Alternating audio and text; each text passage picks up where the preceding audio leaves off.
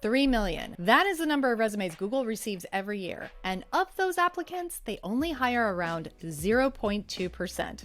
In this video, I'm going to show you how to write a resume that's going to grab any recruiter's attention, regardless of your professional background. This is a formula that I use to help my clients go from constant rejection to landing interviews with their dream companies. I've spent the last decade working full-time as a technical recruiter and technical recruiting leader for companies like Google, Lyft, Uber, TikTok, and the New York Times. I've reviewed hundreds of thousands of resumes, hired hundreds of people, and helped many job seekers succeed. So for example, my client Cameron was really unhappy in his job, didn't even want to go to work, wasn't able to get any traction when he would apply to jobs, didn't know what to do. And after working with me, we were able to get him 10 job interviews and he got a job offer in 2 weeks. Then you have my other client, Ravi, who was really stuck in his dead-end job and really had some long-term goals that he wanted to get to. So after working with me, we were able to get him his next job with a $100,000 pay increase,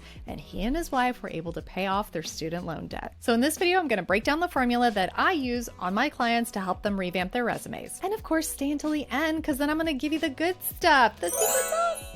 Keep watching. Section 1. Preparation. Before you start writing your resume, it is really important that you do your research and study the market. The reason why is because if you don't do that, you're going to fall into this trap that most people fall into, which is creating a generic resume. In today's job market, it is more important than ever to create a resume that is tailored to the job family or job vertical that you're wanting to apply for. When you have a generic resume, it really makes it difficult for recruiters to really understand who you are and the value that you actually bring to the job and the company that you're applying to. So in this first step, when you study the market, you're going to make a list. First, you're going to make a list of the companies that you want to work for. Then you're going to make a list of the jobs that you want to apply for. Then you're going to head over to those companies' pages and you're going to look at LinkedIn and go scrape those job boards and see what jobs are posted. When you go to LinkedIn and you look for jobs, you may actually find companies that you weren't really interested in the past or you hadn't thought of, but they have a job opening that's really enticing. When you do this research, what you're going to notice are patterns. You're going to find these through points between each of these roles. Now, once you find those through points, then you're going to be able to craft a resume that's going to be tailored to those jobs that you want to apply for. That way, when you do write your resume and you need to tailor it more specifically to the jobs that you're applying for, it's only going to take a couple of minutes. Now, once you've completed this step, then we can go to the next step, which is to build your resume. Section 2. Market your personal brand. Your resume is a document that markets you to potential employers based on your past experience and achievements. It needs to reflect who you are as a business professional. So let's talk about the summary section on the resume. Now, I'll be really honest, as a recruiter, I don't really read summaries. I go straight down to the experience section to determine if your experience aligns to the job that you're applying for. However, if you're in a situation that requires a little bit of extra explanation, so for example, if you were laid off from your last job, you can actually mention that in the summary. If you want to relocate, you can mention that in the summary. You can say open to relocation. If you are making a career transition, this summary will allow you the opportunity to explain how your skill set aligns to this job that you're applying for. So here are the steps to crafting your professional summary. Who you are professionally. Begin with a clear statement of your professional capacities. So for example, you can say, experienced marketing manager with a proven track record in digital marketing and brand management, value proposition and evidence. So you're going to follow this with a value proposition that includes evidence. So mention specific achievements like successfully led a campaign that boosted social media engagement by 40%. You're going to provide evidence early on to substantiate your claims and make your summary much more credible. Supporting trade or memorable item. Add a trade or memorable item that makes you stand out, like an award or a unique project. For example, you can say, recipient of the 2022 Marketing Excellence Award for Innovative Campaign Strategies. Again, avoid generic language like results-driven professional or good communicator. All of that makes your summary sound super boring. And then career goals. Clearly state why you're applying for the position. So for example, You can say, aiming to apply my expertise in digital marketing to help a dynamic company drive innovation and achieve its growth objectives. So again, identify what's going to make you stand out and make you unique and separate yourself from all of the other applicants. This could be specific skills or experiences or accomplishments. Section 3, achievements highlighting. Hiring teams want to know what you've accomplished and what business value you're going to bring to that business and the job you're applying for. Think about Sarah, a sales manager. Initially, her resume listed responsibilities like managed sales team and developed sales strategies. While these points were true, they didn't effectively showcase her business impact. Now, after focusing on her achievements, her bullet points read like this: increased regional sales by 25% in 1 year by implementing new training programs and sales strategies. Also, use numbers whenever possible. Use percentages or dollar amounts. Talk about what you increased or decreased. So for example, you can say increase sales by 20% over a 6-month period, which is much more impactful than just saying increase sales. Now, when you're going to describe your achievements, you can use a claim evidence approach. So what you're going to do is you're going to start with a claim. So for example, you can say for your claim, exceeded annual sales quotas. Then here's the evidence. You can write, achieved $22 million against a goal of $20 million in 2020, $25 million against a goal of $23 million in 2021, and on track to hit $32 million against a goal of $30 million in 2022. Again, what you want to do is you want to highlight the impact and the results of your work. Companies want to know, did you save the company money? Did you increase profits? Were you able to increase productivity? What were the results of the work that you've done? Section 4, skills section. This is where a lot of people really mess up, because what they end up doing is they end up writing a lot of generic terms like good communicator. Now, you don't need to list every single skill that you have. Instead, list the skills that you have that are relevant to the position that you're applying to. So for example, if you use specific tools, let's say Google Analytics or Salesforce CRM, make sure you list those as well. Now, depending on the job you're applying for, when you're reading that job description, see if they make mention of your proficiency level in those tools. So for example, let's say you're applying for a role as a senior business data analyst, and Excel is something that you need to have for your job. What you can write in your skills section is advanced in Excel. Section 5, professional experience. Now, this is my favorite part of a resume, because this is where you get to really showcase and highlight who you are and the impact that you've had on a business. What you want to do is, in your experience section, you want to write out bullet points, because it's a lot easier for the person reading your resume to be able to read it. An easy way to write your results on your resume is to use the Google XYZ formula. The Google XYZ formula states, accomplished X as measured by Y by doing Z. And here's an example. You can say, increased regional sales by 25% by implementing a new training program and sales strategies, resulting in a $1.2 million revenue increase. And again, what you want to do is, when you've done your research and you've read the job description, align what you've read in the job description to what it is that they're looking for and the experience that you've had.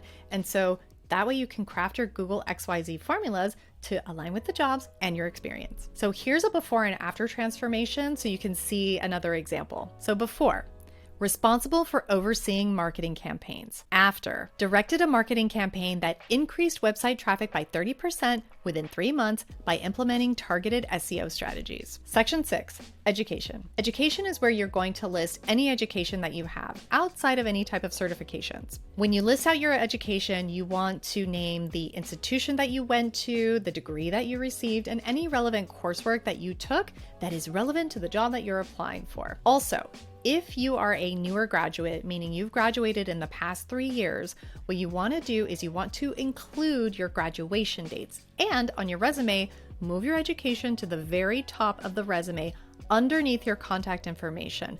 The reason why is because that will easily indicate to the recruiter that you're a newer graduate. If you're beyond 3 years, then what you do is move your education section to after your experience section and remove your dates of graduation. Here's an example of how you can write your education on your resume. University of California, Berkeley, Bachelor of Arts in Marketing, graduated 2022. Honors, magna cum laude. Relevant coursework, digital marketing, consumer behavior, market research. Now, if you do have any certifications, you can either create a new section titled certifications, and you can include it there. Or if you want to put it into your education section, let's say because formatting wise, you want to make sure it fits, then at the top of the section, just say education and certifications. Then you're going to list out all of your certifications. And if any of those certifications have any type of IDs, go ahead and leave those there. And if there's any external links to those certifications so that the recruiter can click on it, then include those as well. Section 7, final touches, formatting. Again, another favorite. I feel like every section's my favorite. But really, it's my favorite. Now, the key to formatting is you want it to be simple and easy to read and make sure it's easily scannable. Now, I know that there are websites like Canva and on Etsy where you can get resume templates. Even though Canva offers resume templates, I do not recommend them. Yes, they are beautiful. And by the way, I subscribe to Canva. I think it's an awesome tool. I use it for so many things. But when it comes to resume templates, I do not recommend it. Here's why. Most of the time when you are downloading these resume templates, a lot of them have clip art and bar graphs and a place for your headshot, and it really detracts and takes away from your resume. So I know that people look at resumes as a marketing document, but it's not really a marketing document in that way. I'll give you an example. I'll see a resume and it'll say, like in a skills section, it'll say Excel, then it'll have some dots next to it. And I'm like, what do those dots mean? I have no idea. It's like an interpretive dance. I don't know what it means. You don't want to confuse the recruiter or the hiring manager, so it's better to just be clear. Keep it super simple. So here are some tips to write a simple and cleanly designed resume. We're going to start with fonts. My favorite fonts to use are Arial and Calibri. I use Calibri more than Arial. Both of them are great. I've seen Times New Roman actually making a comeback, and it's chic. I dig it. Consistent layout. You need to make sure that you have your headings, fonts, and spacing are consistent throughout the resume. It's going to make it look more polished and more presentable. Bullet points. When you are using bullet points, to period or not to period, that is the question. It's more of a taste thing. Some people say no periods. Some people say yes periods. It doesn't really matter if you use periods or not. What does matter is you're doing it consistently throughout the resume. Now, bold for emphasis. Sprinkle a little bold around here and there to emphasize things like where you've worked, the dates that you've worked, etc. Consistent contact information. So up at the very top of your resume, you want to make sure that you're very clear about who you are. So you're going to have your name, your location, your phone number, your email address, your LinkedIn link, and any other relevant links. So for example, if you're a designer, if you're in creative and you have outside portfolios, include those links at the very top of your resume. And of course, spell check, proofread. True story, when I worked at Google, one of my hiring managers rejected a candidate and I didn't catch it, but the resume had a spelling mistake. And the hiring manager literally said, this person does not pay attention to detail. I will not be considering them. Take it from me, take it from that experience, better to spell check. Save as a PDF. Save your resume as a PDF. When you save your file as a PDF and you are applying to jobs, it will maintain the integrity of the resume. So it's going to look the same on your screen as it is going to look the same on the other person's screen. Now, the most important part here are things to avoid. So you want to avoid images, graphics, any type of clip art, columns, and tables. Now, the reason why you want to remove columns and tables is that there are some applicant tracking systems that cannot read those. So for example, Workday cannot read a resume that is more than a single column. So if you have a 2-column resume, it's not going to be able to catch all that data and extract that text. Section 8, tailoring. You don't have to rewrite your resume every time you apply to a job. What we just did is we created a resume for you that's very targeted to the type of jobs you want to apply for. And the type of jobs you want to apply for really have to be in a singular vertical or a singular job family.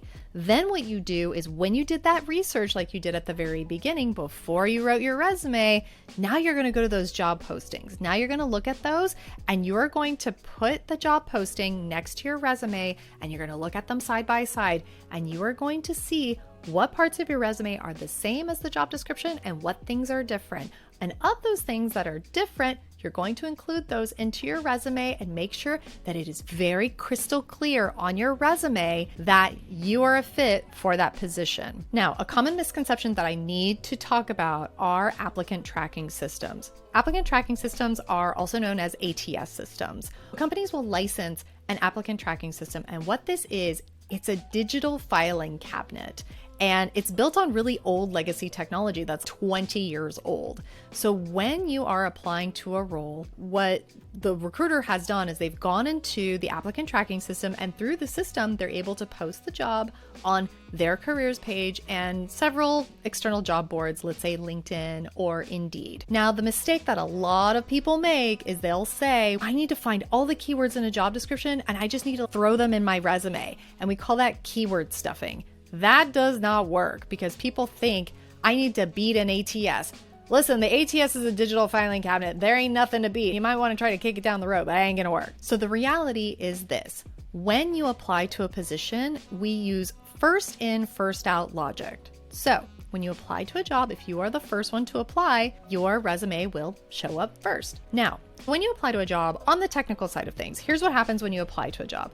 You apply to a job, you basically get a profile that's created in the applicant tracking system for you, and it'll show the jobs that you've applied for. So when I, as a recruiter, go to pull up your application, it's going to show me your resume and any other input that you manually inputted. The questions about like your racial identity, your veteran status, disability status, that is actually not something that recruiters can see. That is information that goes directly to the Department of Labor. Those just don't show up. There are a lot of career coaches, people who have never actually worked in recruiting, who will say things like, throw as many keywords into your resume as possible so that way you can beat the ATS. Or the worst one I've ever seen is they'll say, take the job description, copy it, paste it into your resume, and put it in white font so that way the bots can read it, the AI can read it. Like, no, that just makes your resume look silly. Like, even if you put it in 0.4